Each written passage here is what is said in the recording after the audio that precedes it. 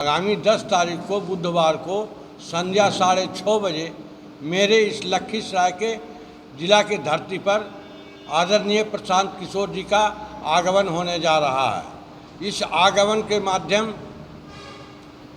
इस जिले के प्रबुद्ध लोगों के साथ विचार विमर्श, वार्तालाप और रात्रि भोजन का आयोजन लखीसराय टाउन हॉल नगर भवन क्यार के मैदान में रखा गया है।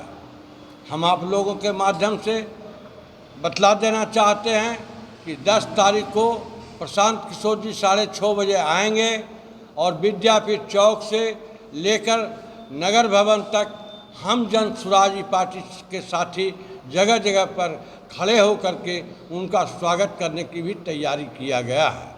ये मेरे पार्टी की ओर से है और आप लोगों के माध्यम से हम सभी लोगों से निवेदन करना चाहते हैं कि जो भी इस जिले में प्रबुद्ध साथी हैं, प्रबुद्ध लोग हैं, माननीय लोग हैं, उनसे आग्रह है कि वो आएं और प्रशांत किशोर जी के साथ बैठकर वार्तालाप करें। इसके लिए मैं पुनः उन लोगों को आमंत्रित करता हूं। देखिए, पार्टी का ये कार्य है कि किसको वो उम्मीदवार बनाएगी। मेरा कार्य है मुख्य रूप से क्षेत्र में आकर क्षेत्र की समस्याओं के ऊपर बात करना, जिसको लेकर मैं लगातार क्षेत्र में भ्रमण कर रहा हूं और लखीसराय की जो दयनीय स्थिति बनाई गई है उस दयनीय स्थिति के बारे में लगातार जो है वो लोगों से अपने विचार विमर्श रख रहा हूँ और एक विजन प्लान दे रहा हूँ कि किस तरह लखीसराय में बदलाव की आवश्यकता है।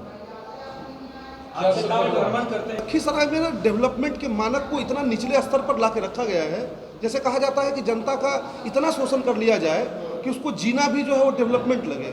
उसी तरीके से अगर हम कुछ विषयों को छोड़ दें, कनेक्टिविटी वगैरह को, वो भी मेन रोड्स की कनेक्टिविटी को, तो आप किसी विषय को नहीं कह सकते कि वो सही है। चिकित्सा की इतनी दयनीय स्थिति लखीसराय में हमको लग रहा है कि सबसे खराब आसपास के जिलों में होगी। किसी भी हॉस्पिटल में कोई समुचित व्यवस्था नहीं है। आपको डॉक्टर एक MRI लिख दे तो या तो आपको पटना के लिए भागना पड़ेगा या तो आपको बेगूसराय के लिए भागना पड़ेगा। आप जाइए बरहिया में, देखिए क्या अस्पताल की स्थिति है। इतना बड़ा क्षेत्र जिसमें हम देख रहे हैं रामगढ़, हलसी, ये सारे क्षेत्र हैं और चिकित्सा को लेके इतनी घोर लापरवाही, यहाँ तक कि मुख्य जो हमारा सदर अस्पताल है उसमें भी व्यवस्थाएं ठीक नहीं है। बिहार सरकार अरबों रुपये खर्च कर रही है, लेकिन वो आम लोगों को कहाँ खर्च कर रही है। वो तो जिनको टेंडर दे रही है, वो टेंडर देने वाले उसमें मिली भगत कर रहे हैं।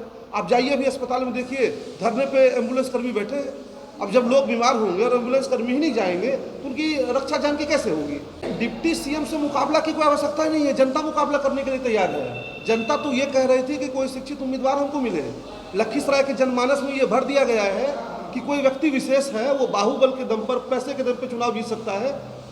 वो उम्मीदवार ढूंढ रही है, कोई शिक्षित उम्मीदवार हमको मिले, हम जिसके पक्ष में जाकर मतदान करें। जनता उब चुकी है यहाँ। जातिवाद, ये आपको लगता है कि जातिवाद मुद्दा है, ये एक आम जन, जैसे एक जो है क्या होता है ना, चुनाव वगैरह में बनाया जाता माहौल, आप माहौल बनाएंगे उस हिसाब से चीज़ें चलेगी। जैसे बना दिया गया कि भाजपा की B टीम है। मैं खुद आपको बोल रहा हूँ, हम लोग ना तो B टीम है किसी के, ना तो किसी के C टीम है। हम लोग जो है जनता के A टीम बन के आए हैं। वो माहौल बनाया जाता है। चुनाव के पहले कैसा माहौल बना देगा, अरे फलनमा आ जाता तो की होता। आपने आके क्या किया, आप पिछले 15 साल में विद्यापीठ चौक पे जाइए। विद्यापीठ चौक जो आज से 20 साल पहले जैसा फोटो आपको देखने को मिलेगा वैसा ही आज भी देखने को मिलेगा। एकदम स्थिर कर दिया गया, लखीसराय को रोक दिया गया है। जो लोग 20 साल पहले मार्केट से क्रॉस गुजरे होंगे, ठीक उतनी ही सकरी गली आज भी है। ना कोई फ्लाईओवर के बारे में कोई चर्चा। सबसे बड़ी बात है कि हमारे पास कोई विजन डॉक्यूमेंट हो कि 20 साल बाद लखीसराय में बना है बाईपास में। अब एक फ्लाईओवर से आप पूरे लखीसराय को जोड़ रहे हैं। मार्केट साइड क्या स्थिति है, लोग जाम में क्यों फंस रहे हैं, लोग जाम में जाना नहीं चाहते हैं।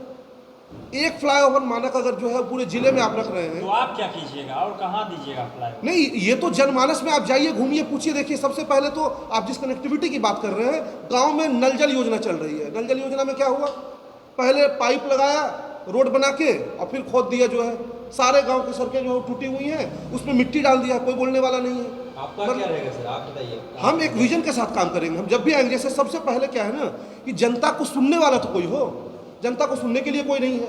जनता को सुनना कैसे, इसके लिए एक विजन होना चाहिए। जैसे हम सबसे पहले कुछ अपने जनसंपर्क कार्यालय स्थापित करेंगे।